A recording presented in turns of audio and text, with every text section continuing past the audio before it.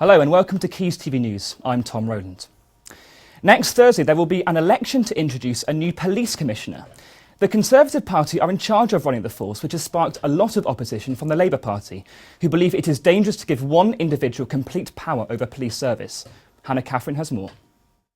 The candidates are Tony Lloyd for the Labour Party, Michael Winstanley for the Conservatives, Stephen Wolfe for UKIP, Roy Warren, who's an independent candidate, and Matt Gallagher for the Liberal Democrats. And their role will be, they'll basically be in charge of Greater Manchester Police, the Manchester Police Commissioner. They'll set budgets, they'll decide priorities, they'll choose how much focus is on neighbourhood, frontline policing, how much is on sort of backroom office stuff. They all have very different ideas of how the police should be run, how much money should be spent. If you look at the moment, the government are cutting the numbers of frontline police. So if you think it's important that there are more police on the streets, then you should make your voice heard. And our reporter Tom Deegan has been out and about to find out people's opinions on the elections. Next Thursday sees the vote of the Greater Manchester Police Commissioner.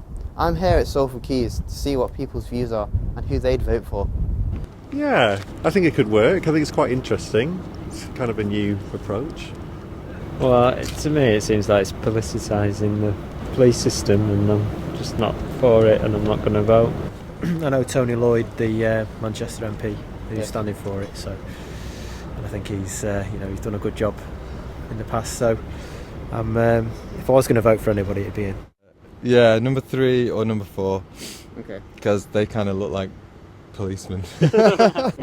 Basically, I'm not interested in it because I think it's a waste of money doing all of this. Okay. Yeah. So I'm not. Usually I vote, but I'm not going to vote this time. Do you know what? Yeah, I will. I keep meaning to come round to it, but yeah, I do think it's important. Yeah. To read more about police commissioner candidates for Greater Manchester, visit the Quays News website. We'll be bringing you the full result at 1:30 in next week's programme. A reformed Manchester criminal turned artist is ready to parade his work at the Ancoats charity, which he claims saved his life. Graham Hudson, who has spent 11 years of his life behind bars, will exhibit Angels vs Demons at homeless charity Mustard Tree. Sophie Dolson reports. Residents and visitors to Manchester city centre have been invited to experience the first in-depth exhibition by one of the region's most inspiring visual artists, Graham Hudson. The exhibition, titled Angels vs Demons, features 12 brand new works by Graham, as well as acclaimed paintings spanning his entire career. Homeless charity Mustard Tree hosted the event with a free reception and refreshments. The paintings are strongly inspired by photographs of nebulae and galaxies, whereby Graham Hudson explores the theme of angels and demons. I've been through a pretty big change in lifestyle recently, and the paintings are all very positive now.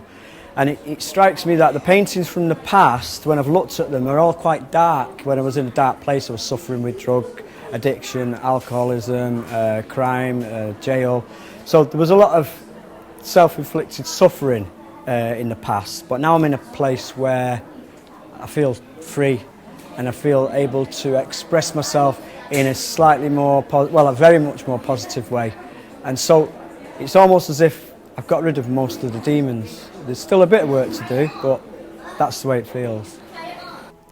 The notion of demons is present in the exhibition through works created during less settled periods of Graham's life. After a spate of living on the streets and homelessness, after coming out of jail, and like I said, with the drugs and the drink, I got sent here.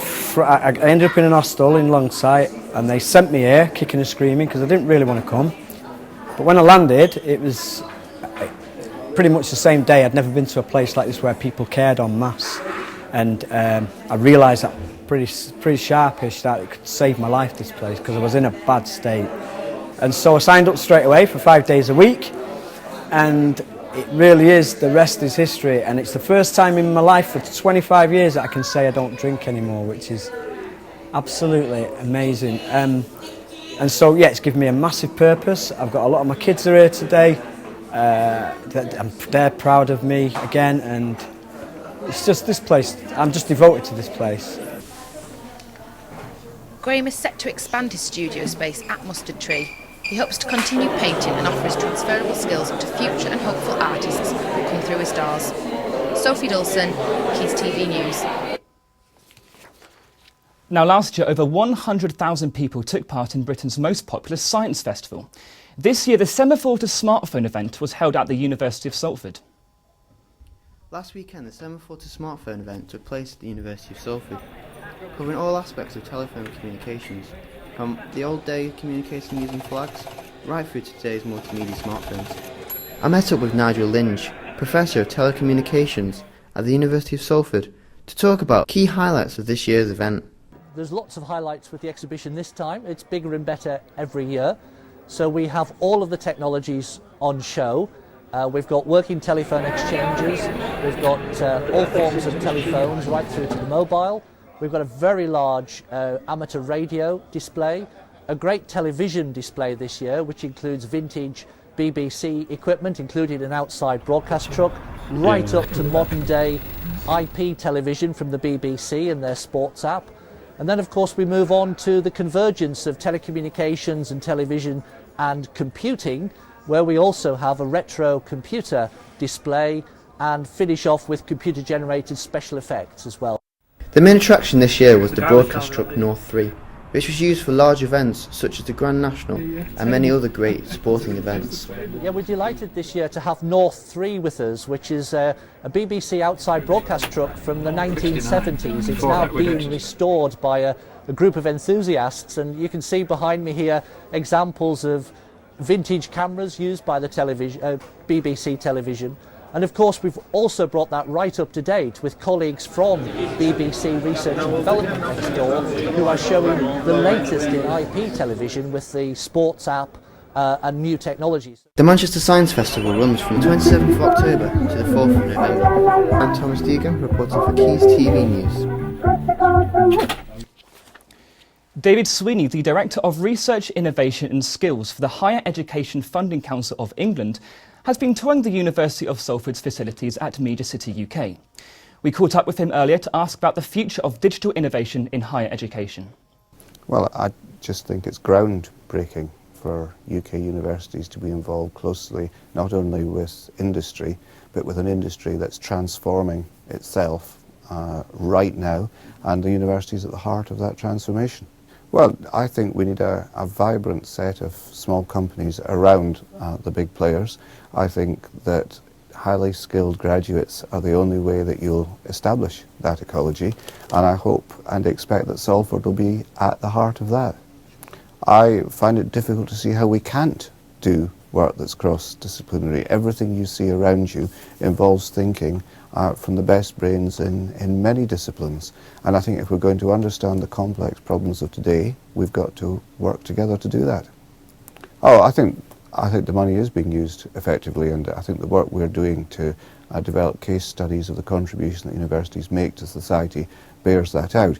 I think the key factor is that universities need, in developing the research directions, to be engaged with the communities, the people, the industries around them. And you can see no better example of that than when you come here. But all over the country, I think universities are better understanding the problems that are faced by the people that they see day in, day out. There's been several stunning things. I was very, very impressed with the green screen and the way you could do 360-degree backgrounds that actually adjusted with the camera move.